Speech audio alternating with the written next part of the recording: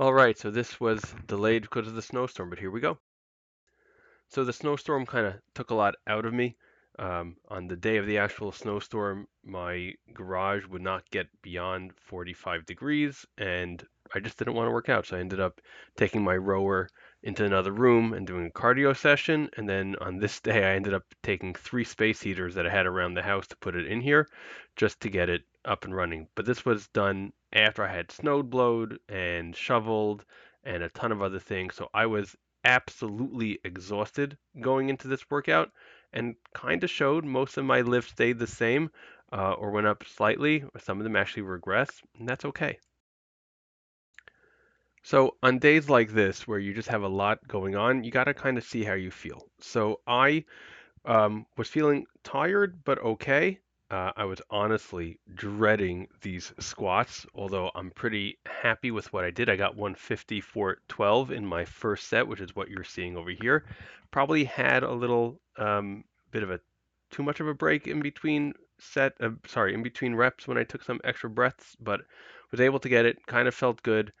Gonna check to see if I'm going low enough. I think I'm like barely going depth. I think I want to go deeper.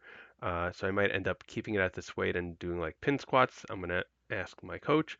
But on these days, you want to kind of just get in and get started and kind of see how you feel. A number of this time when you do that, you're gonna get in, you're gonna get started, and you're gonna just feel great. Sometimes it'll be like this day where I never felt great, but I never felt horrible. And sometimes you go in and you don't feel great, or sometimes it's just an exhausting day. And in those situations, it's okay to take a day off here and there. That's why I don't like having a 6 day a week training session. It's why I like having, 3 to 4 days a week or a, 6 day training session over like 9 days. And like why I having cardio also. So sometimes I'm not in the mood for resistance training. I can do cardio.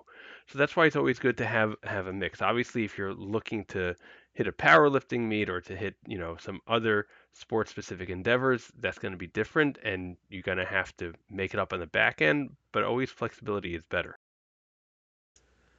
I mean, we need to remember I'm doing this for general health and fitness and longevity. Yes, I want to look impressive when people see me. Yes, I know I don't look that impressive when people see me.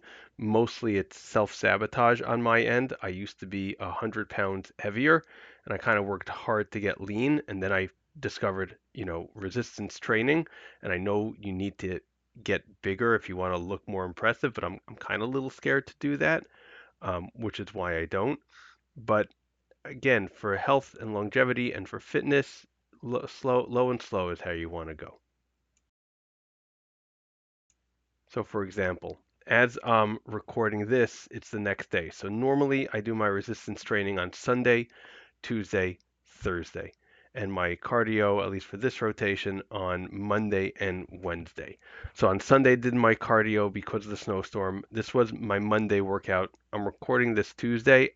I did not sleep well last night. I am exhausted as I'm watching this.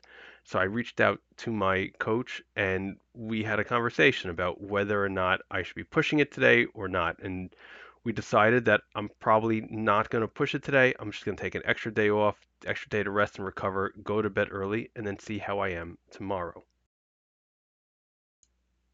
And this is also taking into account the fact that tomorrow night I'm on call and will be in the hospital likely for the entire night and then working immediately afterwards. So I'll be up for about, 36 hours. So, after my morning work in the clinic, I'll probably end up working out, doing what I was supposed to do today, tomorrow.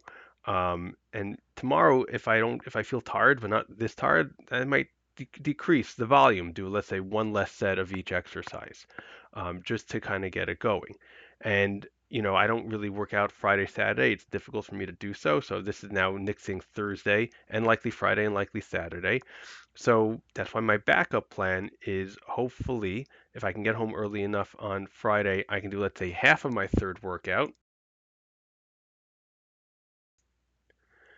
And then Saturday night, I can do the other half of my third workout and then go right back into it Sunday. Because usually the way my workouts are designed is the last half of them are anyways isolation, so it shouldn't interfere too much with my compound movements on Sunday.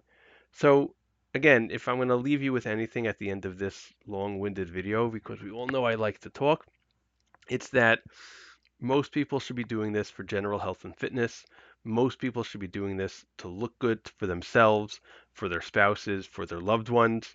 Um, and in that long-term view setting, um, we don't need to necessarily push ourselves to a point where, like, by doing so, we might get injured. All right, guys, if you liked it, please like, share, subscribe. Let me know if you want coaching, reach out to me, and I will see you whenever I give up my next video.